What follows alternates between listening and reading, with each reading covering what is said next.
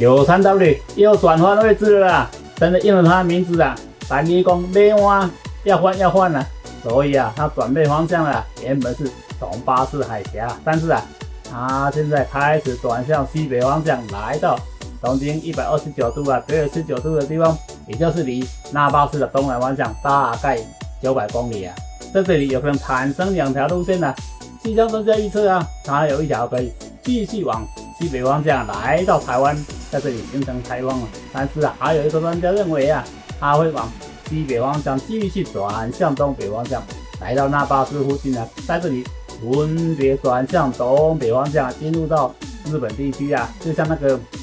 爱丽台风一样啊，走这条路线慢慢过来，变得很像这个路线啊。到底它是不是要朝着爱丽路线呢？因为它的名字取得不错啦，爱丽啦，就是啊爱你的意思啊，所以他喜欢爱丽的人呢、啊，往这边跑啊。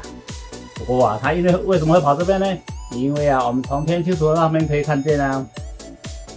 哦，我吞了口水啊。因为啊，它为什么会走这个路线呢？我们从天气图上面可以看见啊，太平洋盖啊，开始慢慢转弱一点点啊，所以产生一条缝隙啊，它从这个缝隙慢慢升了上来，而且副热带高压逐渐往东南方向移一点啊，所以啊，这个刚好有一个缝隙，93W 啊就找到这条路线啊，沿着这个方向开始发展，成为9号台风马鞍的心情啊，所以他想成为马鞍啊，因此他一直在努力当中啊，到底他将来会多强呢？是不是会成为超强台风呢？还是中等的台风呢？有人预测他会超级风王啊，会成为超级风王，但是啊，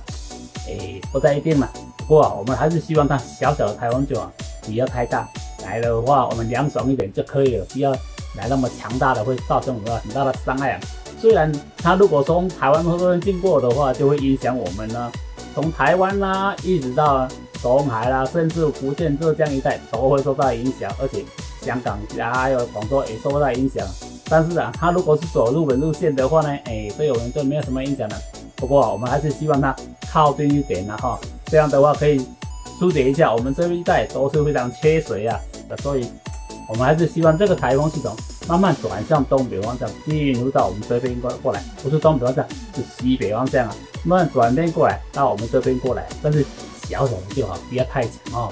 好了，谢谢大家观赏竹轩君的影片啦。最近因为常常地图不完整啊，所以拍起来有气无力啊。不过非常感谢各位朋友的支持与爱护啊，同时也感谢西瓜视频的线上客服啊，帮我的姐姐昨天的地图不完整影片继续上市啊。好，拜拜。